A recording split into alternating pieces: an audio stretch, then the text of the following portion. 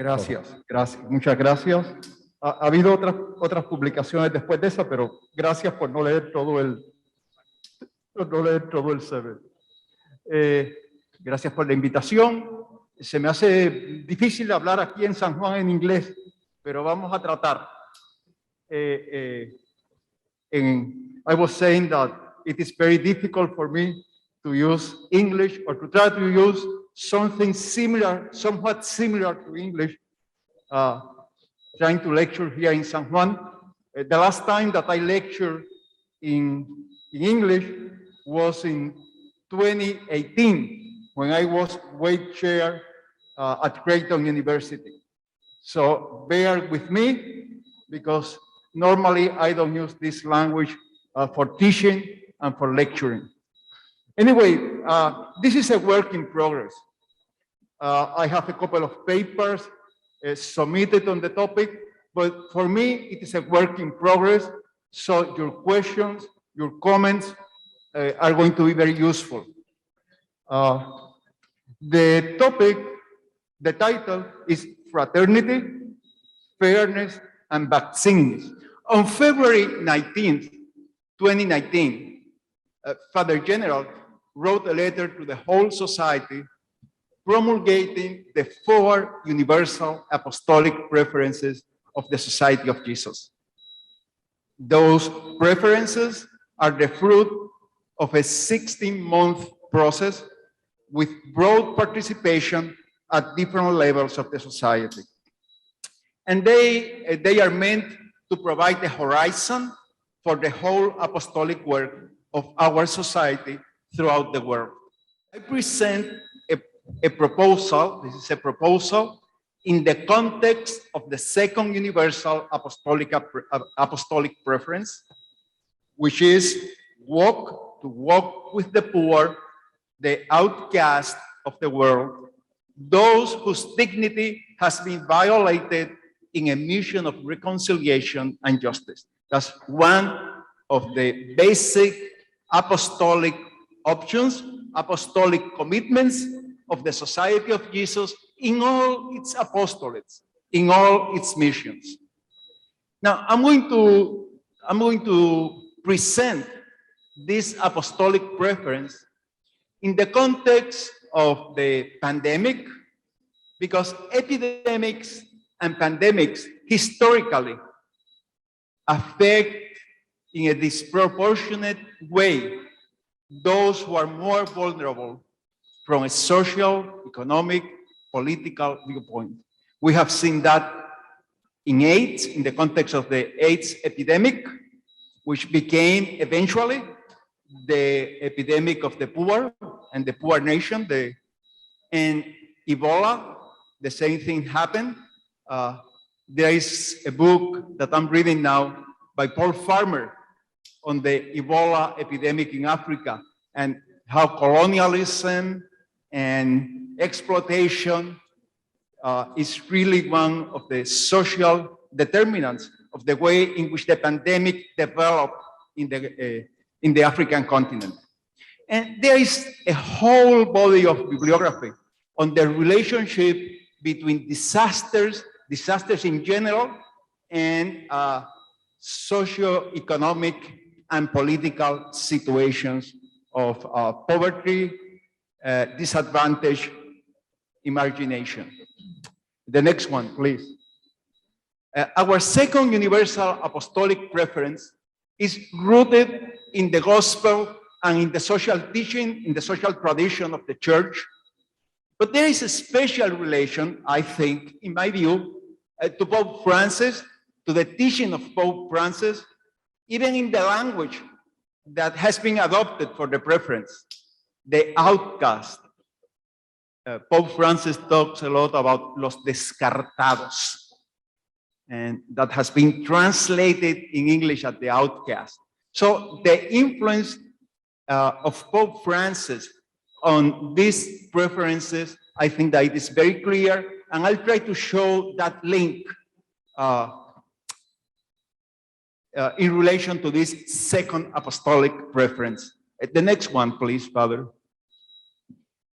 I will develop the idea, the value of fraternity as a credible principle for ethics and bioethics, and for the topics of global bioethics that I am really interested in professionally and also as a personal commitment.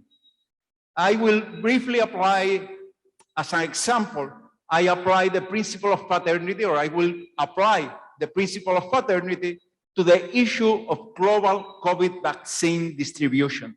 Just as an example, I cannot develop it fully, I cannot develop the topic fully, but I will attempt to apply the principle of fraternity to the topic of vaccine distribution.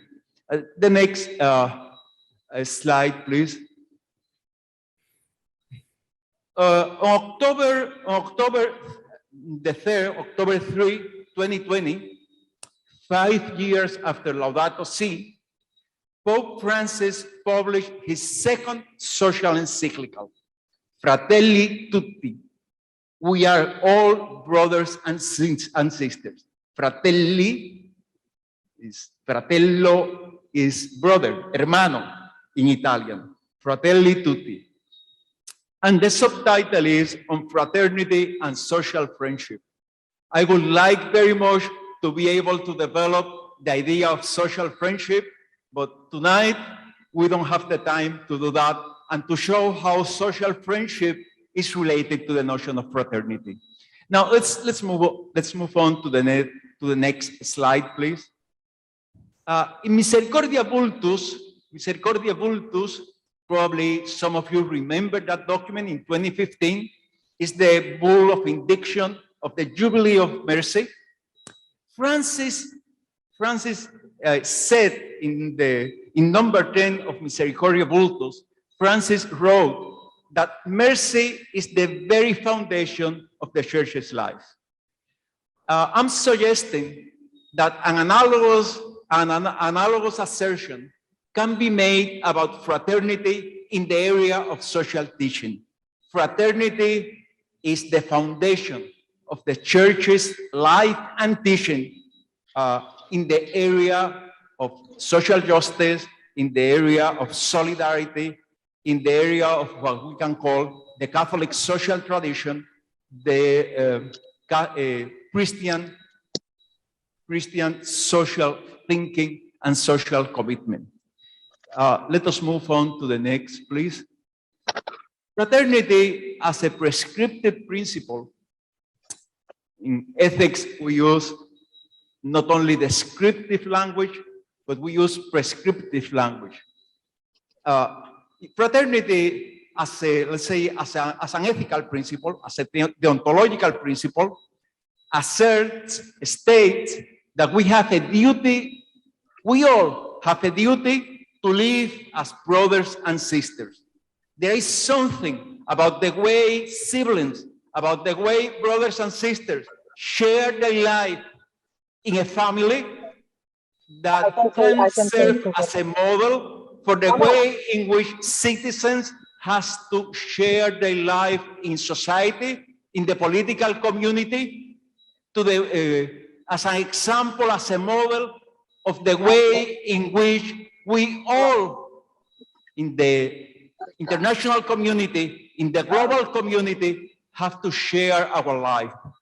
Therefore, we need to structure social relations that foster the development of a fraternal society, and also, I would say, of a fraternity world order that goes beyond the political society. I think that today we need to talk about global justice and not only about political justice, which has been the tradition in political philosophy from Plato until Rawls. We need to search for the foundations. What are the theoretical foundations? What are the basic ethical convictions that can serve as the foundation for the assertion of universal human fraternity? That is part of the task of philosophy. That is part of the task of theology, to find the reasons. To search for foundation is to search for the reasons, for the good reasons, for reasons that can stand critical examination, for the assertion that is being advanced. In ethics, we cannot make just gratuitous assertions. We need to give reasons. That is part of the task of the philosopher. It is part of the task of the theologian. Let us move on, please. Okay, in Fratelli Tutti, in number 85, the Pope advances what I call the transcendental or theological foundations for a principle of fraternity. And these are the, let's say, the reasons, the arguments that, please, the next one. These are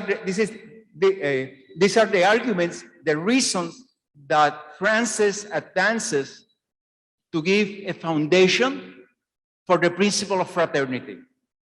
The first one is that the words of Jesus invite us, compel us to recognize the presence of Christ in each of our abandoned or excluded brothers and sisters. So the teaching of Jesus is an invitation, more than an invitation.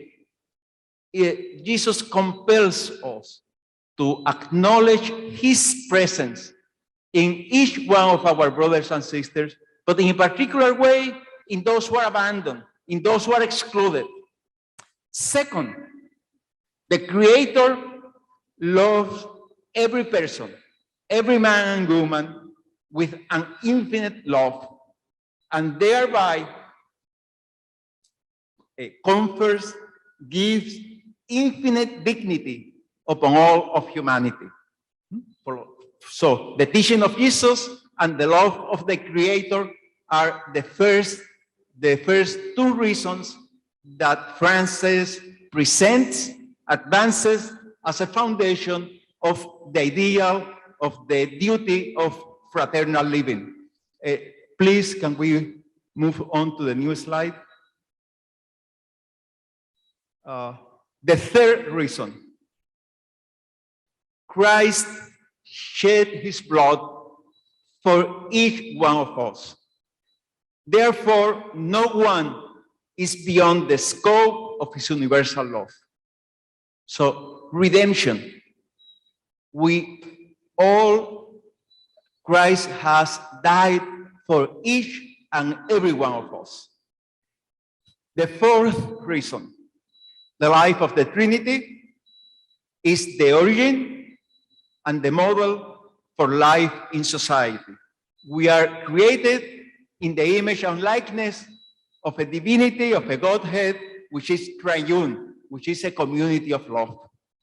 Please, can we have the next one?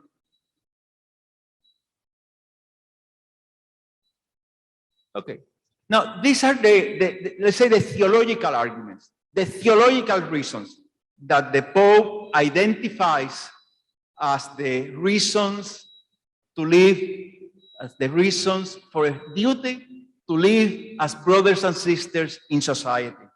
Now, these reasons, these foundations, these arguments, if you like, they have great weight, great importance, great persuasive force for those of us who are Christian believers. But for those who are not Christian believers, for really the majority of humanity today, they do not share our vision of the world, our birth and shown. So these arguments, which are so important for us, are not persuasive for those who do not share our faith. They are not persuasive in the public square. So what are we going to do? If we want to engage in a dialogue also with those who do not share our faith, who do not look at the world with the same, let's say, through the eyes of Christ. So let us move on, please. La próxima, the next one. Since the Pope, in the best tradition of Catholic social teaching, wants to engage in dialogue with all persons of goodwill, it is necessary to identify foundational convictions that are widely shared by men and women of goodwill, independently of their religious persuasions. So we need to engage, we need to find arguments to engage agnostics, atheists, followers of other religious traditions, because we need to build a fraternal world which is inclusive, and we need to invite others who do not share our view of the world, who do not share our faith, to invite them to this project of building a fraternal global society. Let us move on, the next one, please. And the Pope finds this common ground in the idea of human dignity. He says in number 106, universal fraternity necessarily calls for an acknowledgement, a recognition of the worth of every human person, always and everywhere. Therefore, the essential equality, the essential worth of every person calls, it is the other way around. The essential equality and worth of every person calls for the acknowledgement of universal brotherhood and sisterhood. Therefore, human dignity is proposed. Human dignity is proposed by the Pope as the foundation for dialogue, for a dialogue, for collaboration, for working together. We could say even for synodality with all those who do not share our Christian view of the world. So we affirm our faith, we affirm our values based in the gospel, but at the same time, we need to find common ground. We need to find common ground if we want to build a future of brotherhood and sisterhood for the whole human family. Let us move on, please, the next one. This is a quote from number 106, and also I would invite you to look at number 107 of the encyclical. If each individual is of such great worth, the mere fact that some people are born in places with fewer resources or less development does not justify the fact that they are living with less dignity, that they are deprived of the means necessary for a life according to human dignity. This is a very important principle for the idea that I am trying to develop in this presentation. Let us move on to the next slide. Now, let me delve for a few minutes in political philosophy. Philosophy and theology has to be always in dialogue. We cannot do theology without philosophy, without a dialogue with the social sciences, without a dialogue with the natural sciences. So the Enlightenment, the French Revolution, had this motto, liberté, égalité, fraternité. And this motto, at least after Robespierre, came to be identified with the ideals of modernity, the ideals of the French Revolution.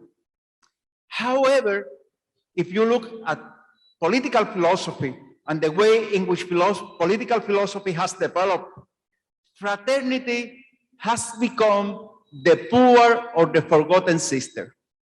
Liberty has been privileged by liberalism, by capitalism, has privileged liberty, sometimes, very often, forgetting equality. And socialism, Marxism, has stressed, emphasized equality, but has forgotten liberty. My proposal is that we need to recover fraternity, because fraternity will bring together equality and liberty. A fraternal society is a society with basic equality and with liberty for everyone.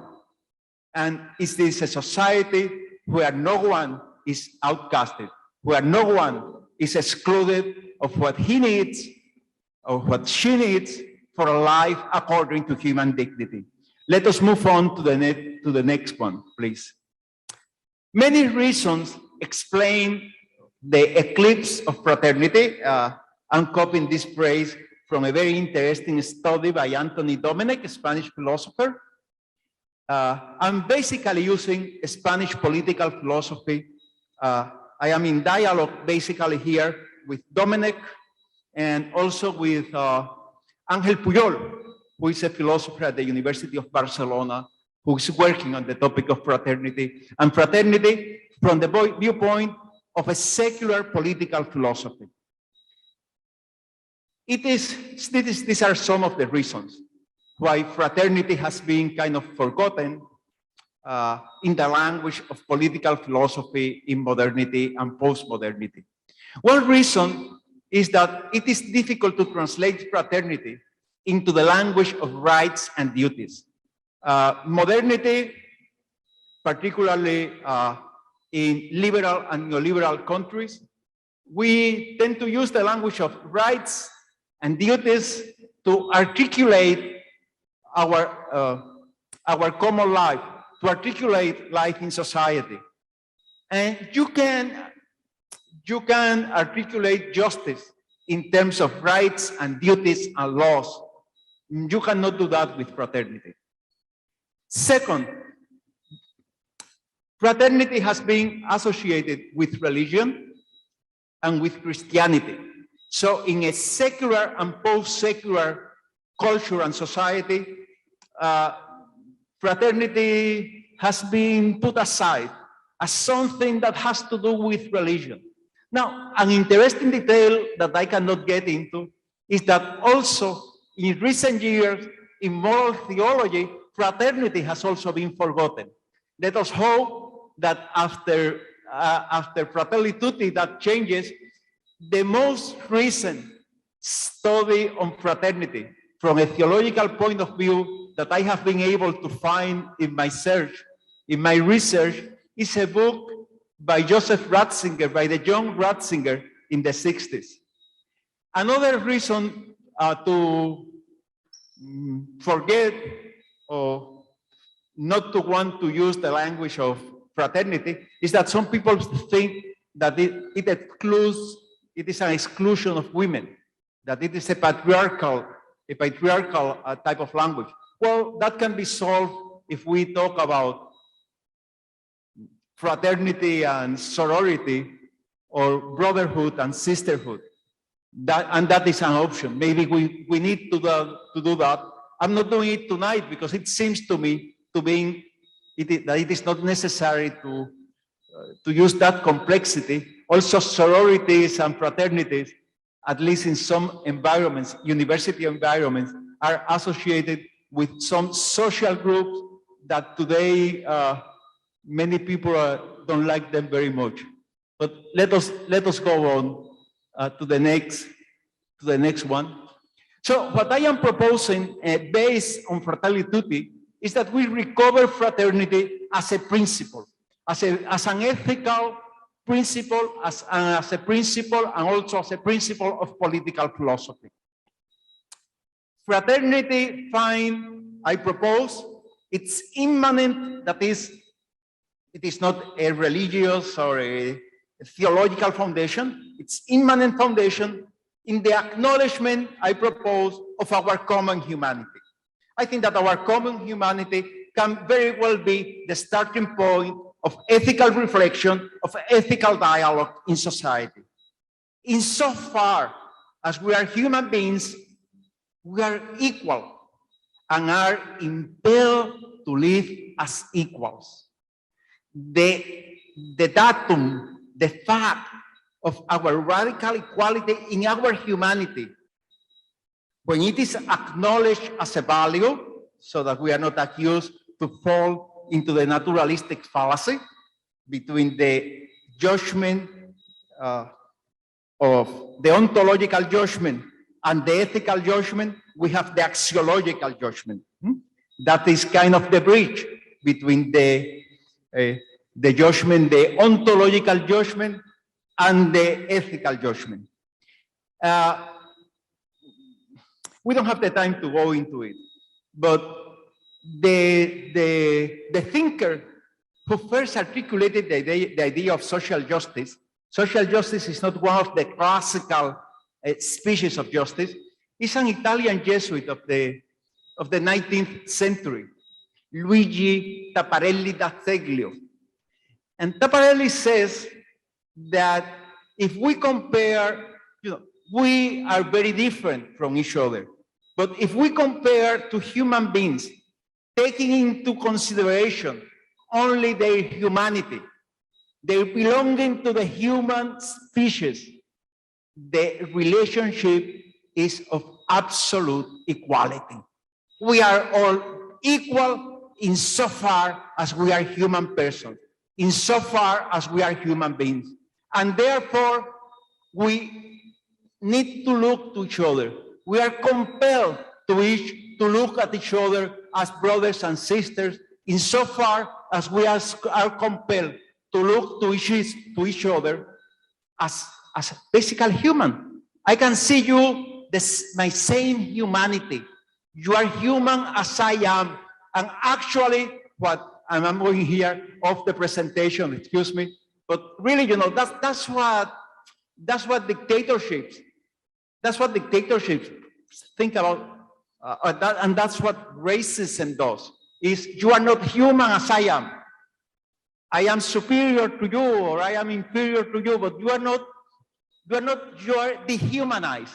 That's what racism, that's what machismo, that is what dictatorships, that was what the Nazis did, is you are not human as I am. You are not as valuable as I am. Berten Levens. So let's move on. I'm sorry, I went off the script. The next one, please. Okay, the principle of fraternity is not satisfied, is not honored by a formal acknowledgement of equality. You remember the Marxist criticism of bourgeois liberties. We are all equal before the law, but we are not equal in reality in terms of having what we need to live fully according to human dignity. And this brings us back to Fratelli Tutti 106.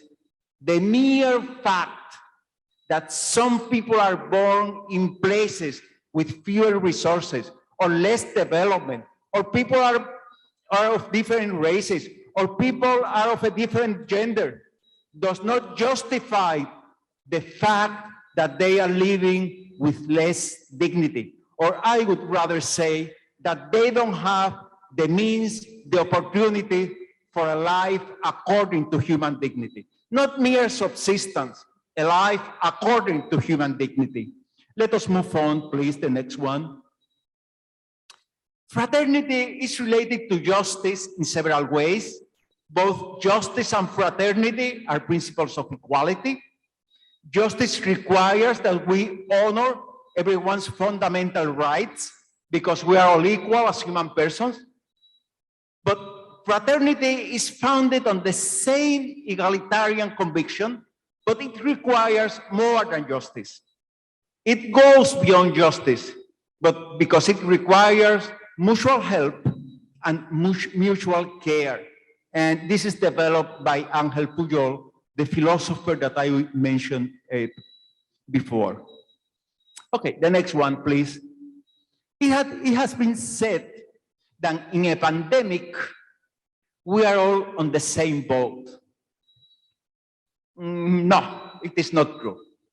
Even though the Pope said that we are in the same boat, it is not true. It is more accurate to say that we are in the same storm, but the boats are very different. Some people have powerful battleships, some people have yachts, and other people are in crowded pateras, como decimos en España, crowded pateras o yolas, como los haitianos que siguen llegando cada día a nuestras playas aquí y nosotros quizás no estamos atentos. Pandemics as well as other disasters. This is a topic that I have worked quite a bit on that. Pandemics as well as other disasters always have a social component. The next one, please. This was my sabbatical project, was on disasters in 2018. The crucial point about understanding why disasters happen is, and there is a lot of bibliography on this point, it is not only natural events that cause disasters. They are also the product of social, political, and economic environments. Social frameworks influence how hazards affect people.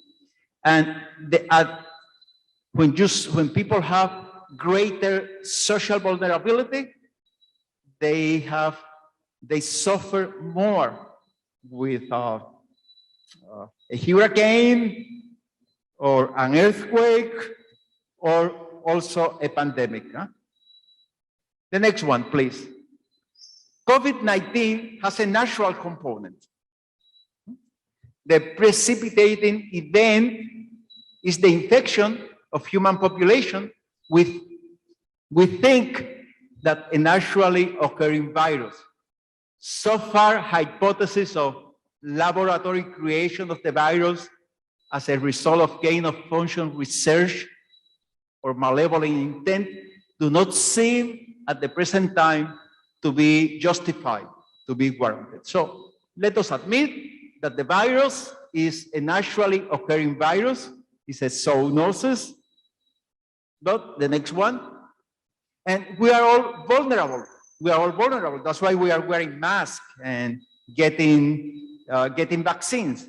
But there are degrees of vulnerability. Some are natural. Those of us who are old have a greater vulnerability, and that is natural. But social determinants of health have an important role in the development even of pre-existing conditions. For example, nutrition, access to health care, drug use.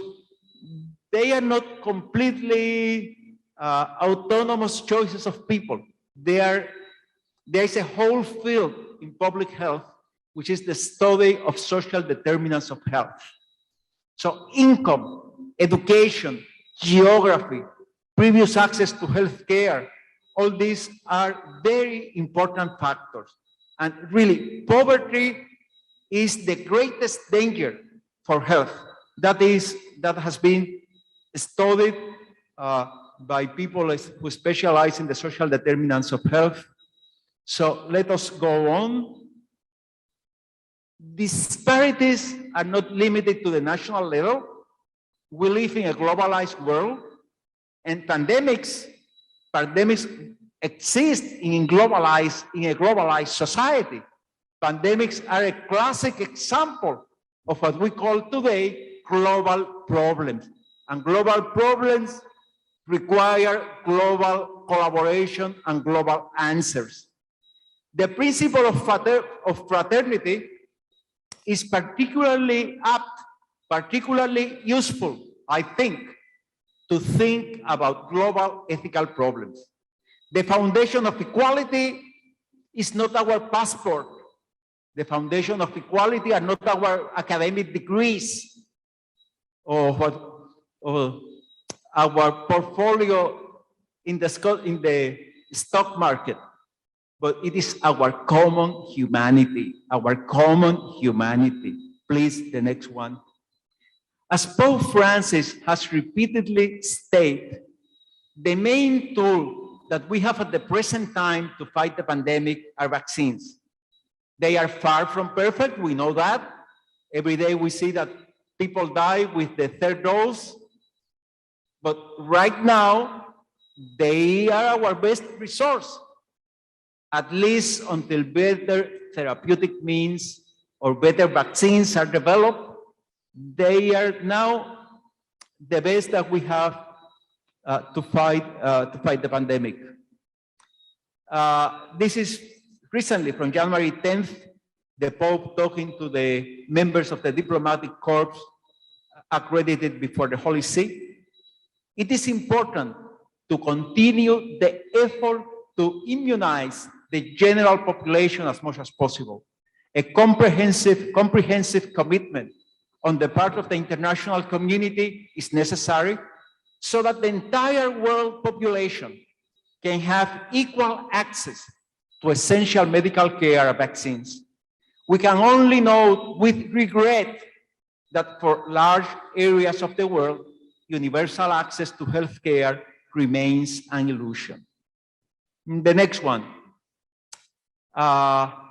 These are statistics from January 21st.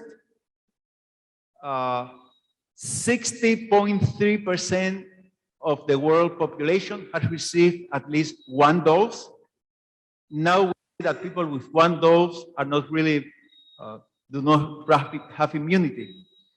9.82 billion doses have been administered globally, and only 9.4% of people in low-income countries have at least received one dose. I was reading this morning that in Yemen, only 0.5% of the population has received at least one dose. The next one, please. Just 3% of the almost 8 billion doses given globally has been administered in Africa. And only around 8% of Africans are fully vaccinated, compared with more than 60% in many high-income countries.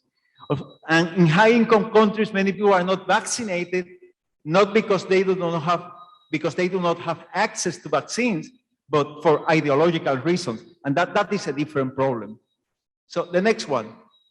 Distribution of vaccines to poor countries does not mean, there have been vaccines sent that they are about to expire. Well, that doesn't help. It is not enough to bring vaccines to low-income countries. Funds are needed for education campaigns, for establishing vaccination centers, for training of health personnel, for transporting the doses, for refrigeration, for working to overcome other health disparities that contribute to concomitant health conditions. Problems, also we have the problems, I cannot enter into that now, the problems related to intellectual property laws, but that is a totally different topic for another day. The next one. In a fraternal global society, the fundamental equality of everyone is acknowledged. We are equal in our humanity and called to take care of each other. So this fundamental conviction requires that we take special care of those in situations of greater vulnerability. The next one. Fairness in vaccine distribution, I propose, is morally required in a fraternal global society. Christians and we, the Ignatian family, are particularly called to promote the fraternal relations that would contribute to fairness in vaccine distribution in the context of commitment to global health justice. I think that that's a very important commitment today, and it is a commitment that is in accordance in the context of the second universal preference of the Society of Jesus for our ministries, for all our ministries, for all our apostolates. The next one, please, a final word. In a pandemic, no one is safe unless everyone is safe. The phrase has become a slogan during the COVID-19 crisis.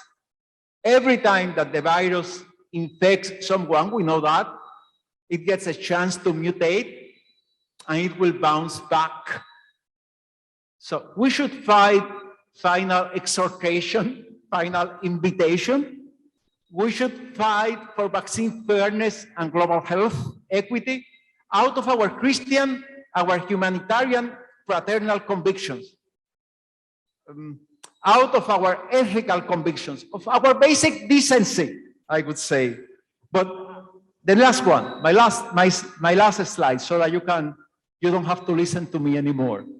But if you are unmoved by spirituality and ethics, perhaps the rich countries should consider practicing a bit of enlightened self-interest. Until everyone is vaccinated, until everyone gets immunization, until everyone is safe, no one is safe. Thank you very much.